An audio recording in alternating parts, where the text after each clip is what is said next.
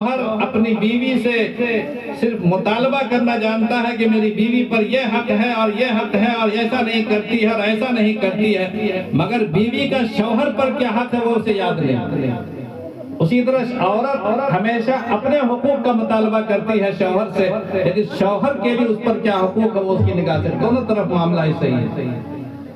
قرآن کہتا ہے کہ اپنے حقوق اور اپنے فرائض کی ادائیگی کرو۔ یا ایھا الذین ان اللہ یأمرکم ان تؤدوا الامانات الی اہلھا۔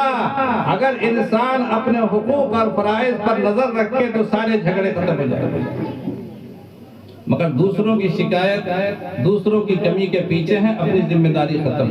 ایک صاحب نے بتایا کہ ایک گاؤں میں وہ گئے تھے،